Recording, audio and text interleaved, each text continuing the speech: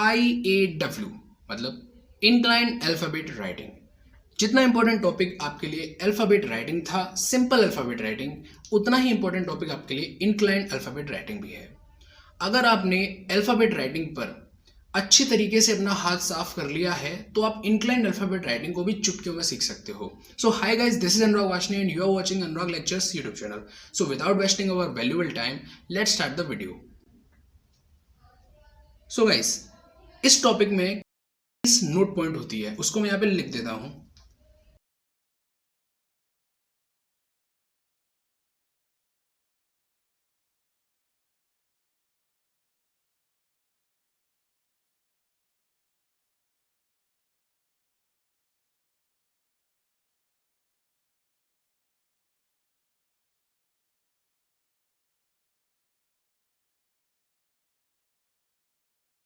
तो ये दो पॉइंट थे जो आपको इंक्लाइन अल्फाबेट राइटिंग को लिखते समय ध्यान में रखने हैं। पहला पॉइंट क्या था, जब भी आप इन अल्फाबेट्स को बनाएंगे तो आपको क्या करना होगा, जो आपका सेंटेंस है, जो आपके अल्फाबेट्स होंगे, उन सेंटेंस या अल्फाबेट्स को आपको 75 डिग्री पर यानी कि 75 डिग्री पर झुका देना है।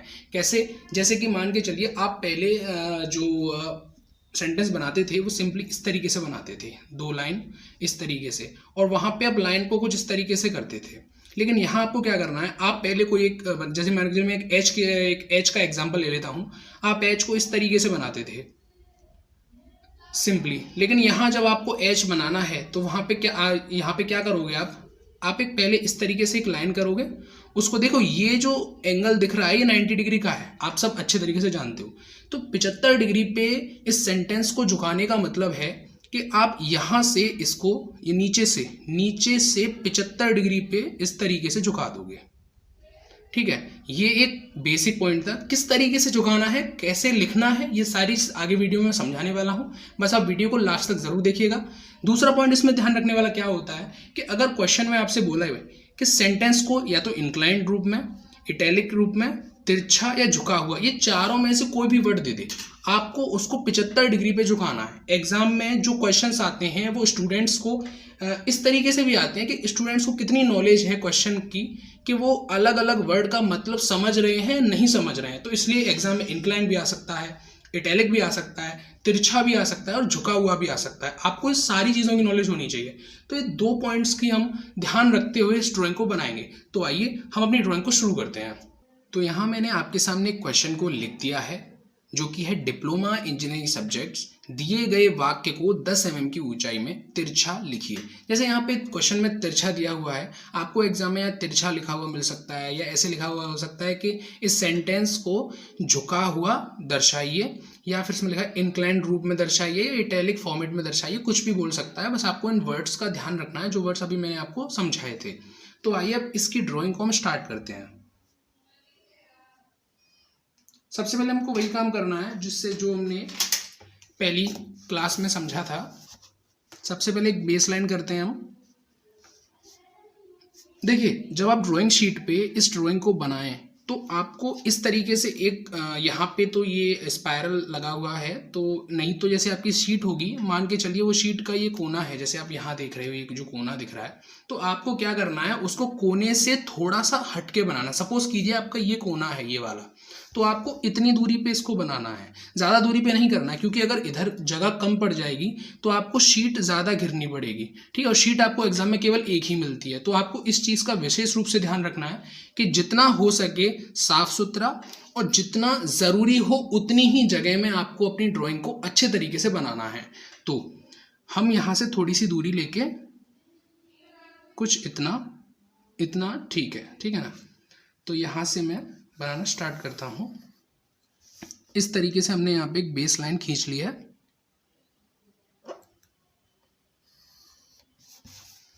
अब चूंकि इसने 10 mm की हाइट में बोला है सेंटेंस को, तो हमको 10 mm की हाइट में एक और लाइन करनी होगी।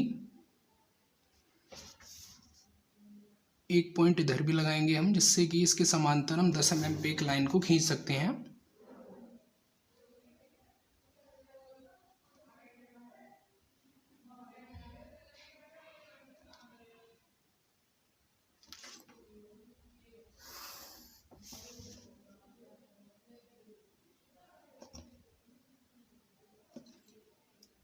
लाइनों पे विशेष रूप से ध्यान देना कि ये आपकी लाइनें टेढ़ी मेढ़ी ना हो, एकदम एक दूसरे के समांतर ही आए, जितना हो सके उतनी समांतर आए। आपको हो सकता है वीडियो में ये लाइनें कुछ हल्की दिखाई दे रही हो, तो वो क्यों, क्योंकि ये ड्राइंग में जब बनाऊंगा तो ये लाइनें हल्की ही होनी चाहिए। अगर आपको ये हल्की दिखाई दे रही है तो आप अपनी वीडियो की पिक्सल क्वालिटी को इंक्रीज करके इस वीडियो को देखें, आपको अच्छे समझ में आएगा।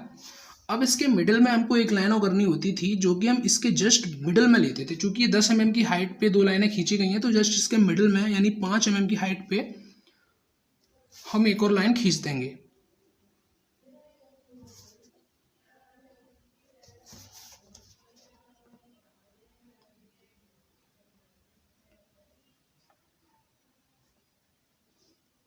देखिए, ड्राइंग एक ऐसा सब्जेक्ट है जिसमें साफ सफाई बेहद ज़रूरी है। आपके अदरवाइज जो सब्जेक्ट होते हैं, मैथ, फिजिक्स, जितने भी सब्जेक्ट्स होते हैं उसमें आपकी नॉलेज भी ज़रूरी है, लेकिन वहाँ राइटिंग इतनी ज़्यादा मैटर नहीं करती है, बस आपकी राइटिंग साफ़ सुथरी होनी चाहिए। लेकिन ड्राइंग जब आप बनाते हैं वहाँ आपकी नॉलेज भी देखी जाती है, और आपकी जो ड्राइंग होती है, आपको जो ड्राइंग करने की आपकी जो सफाई होती है उस पर भी विशेष रूप से ध्यान दिया जाता है। आपकी ड्राइंग जितनी ज़्यादा अच्छी होगी, आपके मार्क्स आपको उतने ही ज़्यादा अच्छे मिलेंगे। बहुत से क्या करते हैं स्टूडेंट्स के एग्जाम में सारे सेंटेंसेस को, सारी ड्राइंग को काफ़ी अच्छा बना के आते हैं, बस वो एक चीज़ भूल जाते हैं, वो ड्राइंग की जो सफाई होती है उसको अच्छी तरीके से नहीं कर पाते हैं। तो इस बेसिस से उनके जो मार्क्स होते हैं काफ़ी ज़्यादा मतलब कट जाते हैं, और इस चक्कर में वो सोचते हैं कि एग्जाम में हमें मार्क्स ठीक से नहीं मिले। तो आप सफाई का भी विशेष रूप से ध्यान रखा कीजिए।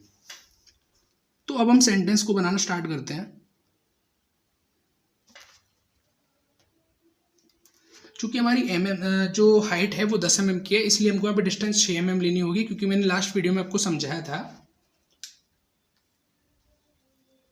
कि यहाँ पे जितने भी आप जो रेशियो लेते हैं वो A से लेके Z तक 5:3 लेते हैं, M और W को छोड़ के। इस रेशियो पे आप इस ड्राइंग को बनाते हैं।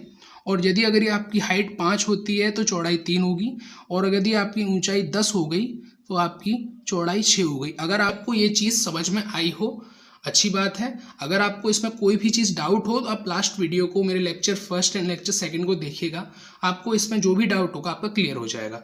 तो आइए हम इस वीडियो को आगे बढ़ाते हैं और अपने सेंटेंस को बनाना स्टार्ट करते हैं। सबसे पहले हम क्या करेंगे, जो डिस्टेंस हमको यहाँ लेनी चाहिए, क्योंकि हमको यहाँ पे डी बनाना है, तो डी की डिस्टेंस को 6 mm लेनी होगी। तो 6 mm यहाँ पे डिस्टेंस ले लेते हैं। अब यहाँ पे एक चीज़ और करनी होती है, यहाँ हम नीचे तो डिस्टेंस 6 ले ली, कोई दिक्कत नहीं। अब हमको क्या करना होता है, ये जो आपने पहला पॉइंट लिया था बेस पॉइंट, इस बेस पॉइंट से एक हल्की हल्की खींचनी है, बेहद हल्की लाइन, इस तरीके से कि वो आपको दिखाई दे जाए। मैं यहाँ पे कुछ डार्क बनाऊंगा उसको, ताकि वो आपको भी दिखे, कहीं ऐसा ना हो कि वीडियो में आपको वो लाइन को देख ना पाए। अब इसके बाद हम प्रोटेक्टर लेते हैं। अब यहाँ जो भी यूज़ होगा वो प्रोटेक्टर का होता है। अगर आपके पास प्रोटेक्टर नहीं हुआ, या आपके प्रोटेक्टर में आपने एंगल अच्छे से नहीं नापा होगा, तो आपको प्रॉब्लम हो सकती है। अब जैसे देखिए, यहाँ प्रोटेक्टर का क्या काम होता है वो भी समझ लेते हैं। आप क्या करते हैं, ये जो लाइन होती है इस पॉइंट पे अपने प्रोटेक्टर के इस पॉइंट, मिडिल वाले पॉइंट को रखते हैं, और उससे 75 डिग्री मेजर कर लेते हैं। जैसे देखिए, मैंने यहाँ पे अपने प्रोटेक्टर को रखा है, कुछ ये स्पायरल के ऊपर चढ़ रहा है, क्योंकि जगह नहीं थी, मुझको यहाँ आपको समझाना भी था। लेकिन जब आप शीट पे बनाएंगे तो वहाँ ये स्पायरल नहीं होगा, आपका जो प्रोटेक्टर होगा वो इजीली यहाँ पे वर्क कर सकता है।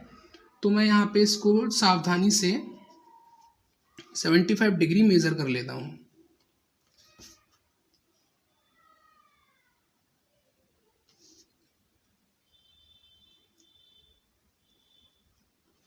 तो यहाँ मुझे 75 डिग्री का एक पॉइंट मिल जाता है। अब मुझे क्या करना होगा, ये जो मेरा पॉइंट होगा, ये वाला बेस पॉइंट, ध्यान रखिएगा बेस पॉइंट पे फोकस करना है आपको।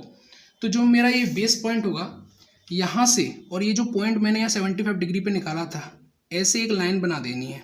यहाँ से मत खींच देना, फिर मिटाना पड़ेगा, ड्राइंग गंदी होगी। बस यहीं से खींच देना है। आपकी यहाँ पे सबसे इंपॉर्टेंट काम क्या होता है, ये जो आपकी जो लाइन देख रहे हो आप, वो इस बेस लाइन से 75 डिग्री पर। ऐसा मत करना ऊपर से कर दो 75 डिग्री पे, पूरा गलत हो जाएगा भाई। जो मेहनत कर रहे हो सारी मेहनत बेकार, पानी फिर जाएगा उस पर। यहाँ से 75 डिग्री नापनी है, नीचे से। इस चीज़ पे ध्यान रखना। ऊपर से 15 डिग्री नाप दो, कोई दिक्कत नहीं है, बात वही रहेगी। लेकिन यहाँ पे आप भूल सकते हो, आप यहाँ हमेशा नापा कीजिए, तो इस जगह से नापा जाता है 75 डिग्री पे यहाँ। अब आपको आगे क्या करना होता है, देखो इस ड्राइंग को बनाने के 2 तरीके हैं, मैं आपको दोनों सिखाऊंगा। ठीक है, पहला पॉइंट क्या है, आपको जो 6 mm लेना है डिस्टेंस, आप नीचे से ले सकते हो इस जगह से, और आप फिर यहां से लोगे 6 mm की डिस्टेंस को,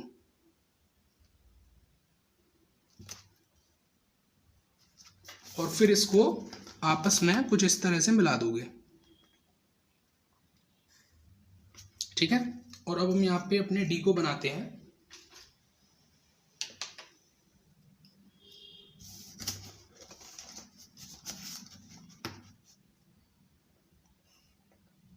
सारा काम हमारा एज इट इज होता है, बस क्या होता है, जो पेंसिल हमको स्ट्रेट फॉरवर्ड घुमानी होती थी, सीधी करनी थी बिल्कुल, उसको थोड़ा सा हमको दिमाग लगा के कर्व में लगाने में थोड़ी प्रॉब्लम होती है, या यूँ बोलूँ उसमें प्रैक्टिस करने की ज़रूरत ज़्यादा है, क्योंकि स्केल से आप लाइन को चाहे 75 डिग्री पे हो या कैसे भी हो, सीधी तो खींच ही सकते हो। अब देखिए यहाँ से डी बनाने के लिए हमको कर्व लेना पड़ेगा, तो उसके लिए जो बेसिक ट्रिक थी, जो मैंने आपको लास्ट वीडियोस में सिखाया है, वो ट्रिक हम यूज़ करेंगे। अब देखिए ट्रिक हमने यहाँ पे लगा दी है, अब हम कर्व देंगे। ध्यान रखिएगा, अब यहाँ कर्व लगाने पे बहुत लोग गलती करते हैं। आपको हमेशा कर्व इस तरीके से लगाना है कि 75 डिग्री पे है, ऐसा मत करना कि एक जैसा कर्व लगा दो। देखिए ये हमारा डी बन गया। ठीक है, इस तरीके से डी बना। नॉर्मल डी कैसे बनता था, हम उसको इस तरीके से, ये लाइन स्ट्रेट होती थी और ऐसे बना देते थे, लेकिन यहाँ हमें इस तरीके से झुकाना पड़ेगा। ठीक है, तो आइए पहले मैं इस सेंटेंस को लिख लेता हूँ।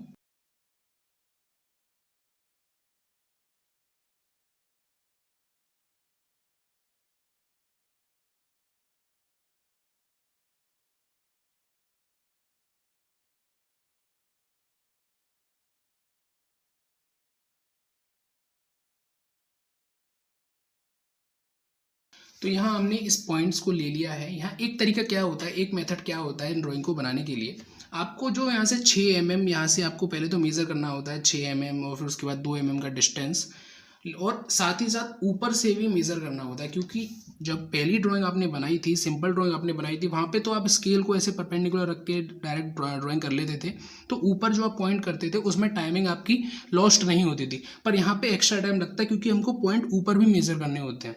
तो एक तरीका तो ये होता है कि ऊपर और नीचे, यहाँ नीचे की साइड और ऊपर की साइड, आप दोनों जगह पॉइंट लें 6-6 mm, 2-2 mm का गैप, जैसे आप एक सेंटेंस को बनाते हैं।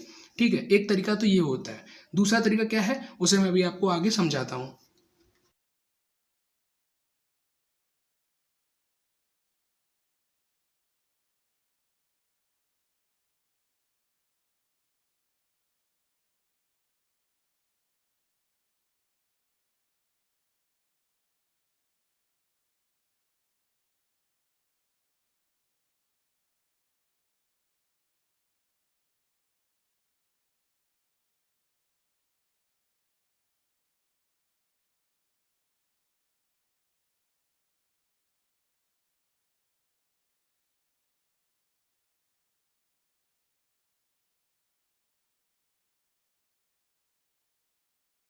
तो गाइस ये था हमारा फर्स्ट मेथड, जिसमें कि आपको जो डिस्टेंस होती थी वो नीचे वाली लाइन और ऊपर वाली लाइन दोनों जगह मेजर करनी होती थी। उसके बाद आप 75 डिग्री पे झुका के किसी भी सेंटेंस अल्फ़ाबेट्स को इजीली बन ड्रॉ करते थे। ठीक है ना। अब आते हैं हम अपने सेकंड मेथड पे, वो किस तरीके से, उसको हम किस तरीके से बना सकते हैं, आइए इस चीज़ को समझते हैं। तो सबसे पहले अब हम जो इस दूसरे वर्ड इंजीनियरिंग वर्ड को जब यहाँ लिखेंगे, तो सबसे पहले तो हमको सेम काम करना है, यहाँ 5 mm का हमको गैप ले लेना है, क्योंकि मैंने आपको समझाया था लास्ट वीडियो में कि जब भी आप 2 वर्ड्स लिखोगे तो किस तरीके से आपको गैप लेना है, कौन सा ऐसा फॉर्मूला होता है गैप क्रिएट करने का, क्या उसका कॉन्सेप्ट होता है, अच्छे तरीके से मैंने आपको समझाया है। तो पहले मैं 5 mm का गैप लेने के लिए 5 mm पे पॉइंट नीचे वाली लाइन पे और 5 mm पे ही पॉइंट ऊपर वाली लाइन पे ले लेता हूँ,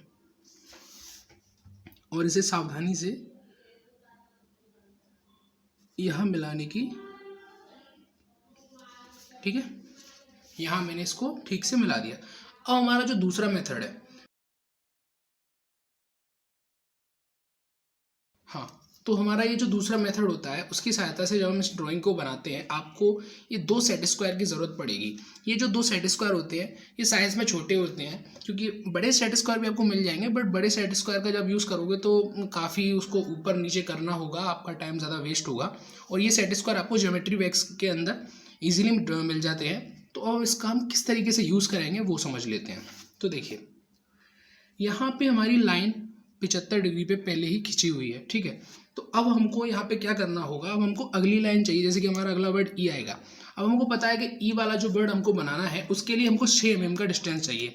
तो पहले मेथड में हमने क्या किया था कि 6 mm नीचे नापा, 6 mm ऊपर नापा, फिर हमने इस तरह से 75 डिग्री पे लाइन कर दी और इस तरह से अपना अल्फ़ाबेट को बनाया।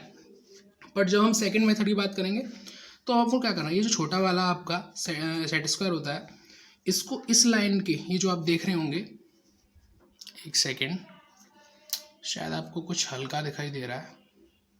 देखिए अब आपको अच्छे से दिखाई दे रहा होगा।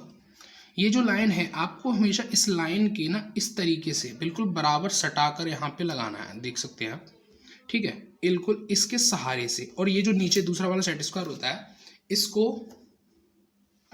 देखिए, अब आपको अच्छे से दिख रहा होगा, आपको इसके नीचे इस तरीके से इसको सेट कर देना है, ठीक है। मतलब इसका जो सरफेस है पहले वाले सेट स्क्वायर का, इसके नीचे इसको ऐसे लगा देना है कि आप ऊपर वाले सेट स्क्वायर को इजीली आगे पीछे कर सकते हो।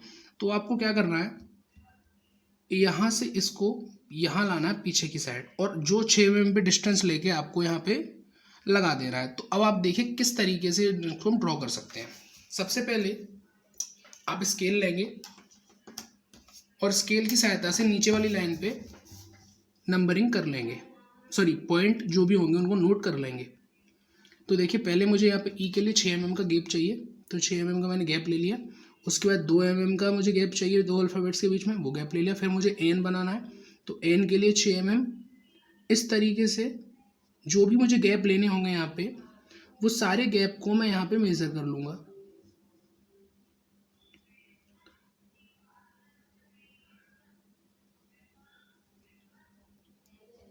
देखिए इस तरीके से मैंने यहाँ पे सारे पॉइंट्स को ले लिया है। अब आपका एक्स्ट्रा काम कहाँ बढ़ता था कि आप ऊपर यहाँ पे इन पॉइंट्स को भी लेते थे, लेकिन उसका काम मैंने ख़त्म कर दिया। कैसे, आप इस सेट स्क्वायर की सहायता से इजीली ऊपर बिना पॉइंट खींचे हुए इजीली इस लाइन को ड्रॉ कर सकते हो। देखो कैसे, ये छोटे वाले सेट स्क्वायर को इसके बराबर लेना है लाइन के, कुछ इस तरीके से, और उसके बाद में ये बड़े वाले सेट स्क्वायर को यहाँ पे लगा देना है इसके नीचे। अब इस छोटे वाले सेट स्क्वायर को, जो कि यहाँ आप देख सकते हैं इस लाइन के बिल्कुल इजीली देखिए टच रहता है ऐसे, ताकि इसको आप स्लाइड कराओगे इस तरीके से तो ये इस वाली लाइन के समांतर, बिल्कुल समांतर किसी भी पॉइंट पे लाइन कर सकता है। तो हम क्या करेंगे, ये जो आपको पॉइंट दिख रहा है इस पॉइंट पे इसको ऐसे लेके आते हैं और इसको ऐसे पकड़ लेते हैं कि हिले ना, और उस पॉइंट को मिलाते हुए ऊपर वाली लाइन तक लाइन ड्रॉ कर देता। अब देखिए ये एकदम इसके बराबर लाइन आई है, सेम डिस्टेंस यहाँ है, सेम डिस्टेंस यहाँ होगी, ठीक है। ये इस तरीके से आपका काम इजी हो जाता है और आप सेंटेंस को जल्दी ही बना सकते हो। तो मैं इसको जल्दी से आपको लिख के दिखा देता हूँ।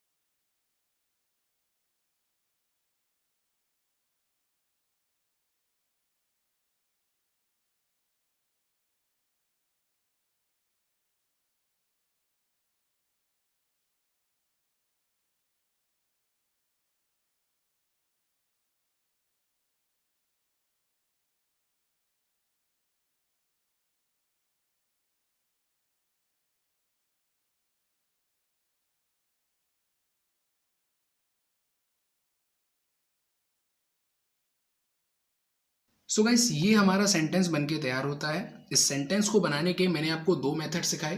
आपको दोनों मेथड में से जौन सा मेथड अच्छा लगा हो, जौन सा मेथड आपको इजी लगा हो, आप उस मेथड से एग्जाम में ऐसे बना सकते हैं, उस मेथड से अपनी प्रैक्टिस को जारी रख सकते हैं। लेकिन मैं आपको रिकमेंड करूंगा कि आप दोनों मेथड से ही अपनी प्रैक्टिस को जारी रखें। क्यों? क्योंकि कभी ऐसा होता है कि मान के चलिए आपने सेकंड मेथड से इस ड्राइंग को बनाने की कोशिश की और आपके पास सेट स्क्वायर नहीं हुए, या वो कुछ उनमें कुछ प्रॉब्लम आ गई, कहीं से वो टूट गए, तो आप दूसरे पहले वाले मेथड की सहायता से इस ड्राइंग को इजीली बना सकते हैं। तो आप इस ड्राइंग की प्रैक्टिस जितनी ज़्यादा हो सके अपने घर पे ज़रूर कीजिएगा और इसको बार बार बना के इस पे अपने हाथ साफ करने की कोशिश भी ज़रूर कीजिएगा। सो आई होप आपको ये दोनों मेथड अच्छे तरीके से समझ में आ गए होंगे और आपको वीडियो अच्छी लगी होगी। अगर आपको वीडियो अच्छी लगी हो आप वीडियो को लाइक कर सकते हैं। अगर आप हमारे चैनल पर नए हैं चैनल को सब्सक्राइब कर सकते हैं और सब्सक्राइब बटन के पास जो बेल आइकन है उसको भी प्रेस कर सकते हैं। तो thanks for watching this video till the end. Thanks guys, मिलता हूँ आपसे एक और ऐसी इंटरेस्टिंग वीडियो के साथ। तब तक के लिए take care of yourself. Thanks guys.